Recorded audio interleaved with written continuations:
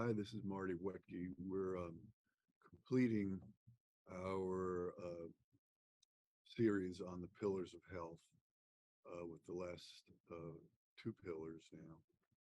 And today is going to be very brief. The pillar we're discussing is hydration. And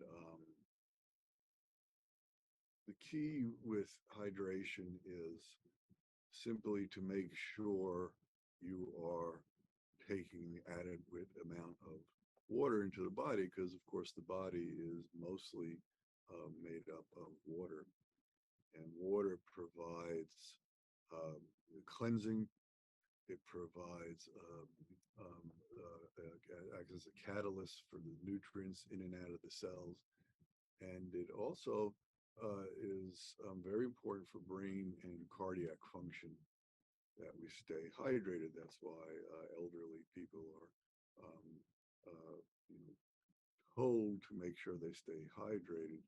And it can be a problem for some elderly because parts of the brain that are responsible for sort of triggering the thirst mechanism don't work that well. So sometimes we just have to say, okay, I have to drink this many glasses of water and sort of plan it out for the day. But when we're younger and healthier, we don't have to go around, saturating ourselves with too much water. We can trust the thirst mechanism in the brain to tell us when we need to drink water. I know some people just need a few cups a day and they stay perfectly well hydrated when you test the electrolyte levels. And then, of course, there's some people who have low electrolytes and they drink too much water and start washing electrolytes out of the system. That can also be a problem. The other factor, obvious factor that's really important is that the water is pure and from a good source. There's lots of discussion about, and you may have seen the pictures of water that's been exposed to various types of music or various types of emotions. And those photographs show that water is a vehicle. It carries information, and it is influenced by the information around it. So getting water from a good source is very important. Now, you go to the grocery store, the health food store, and you see water bottles that are claiming a pH, alkaline pH water and that sort of thing. Don't worry too much about that. The research shows that no matter what pH the water is, your body is going to adjust its internal pH irrespective of what the water pH is. And usually when you get this high alkaline water, it's because they've added various buffers to it.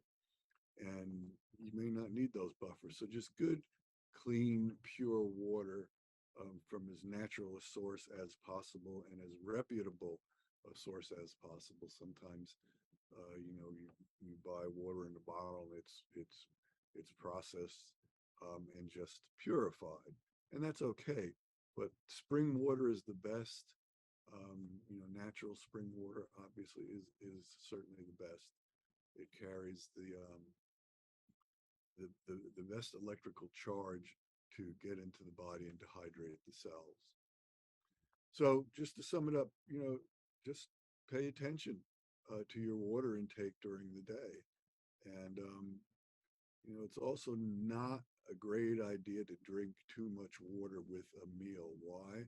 Because it neutralizes the digestive juices.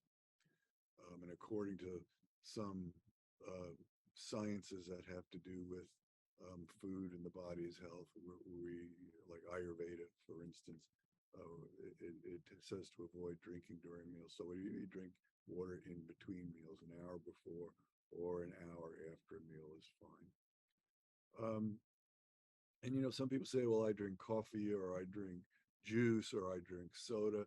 It's not the same thing. That's not the same thing as drinking pure water to stay hydrated. You really want to try to get pure water into the system. Okay, that's it for this pillar. And then there's one final pillar on sunlight, and we'll discuss that.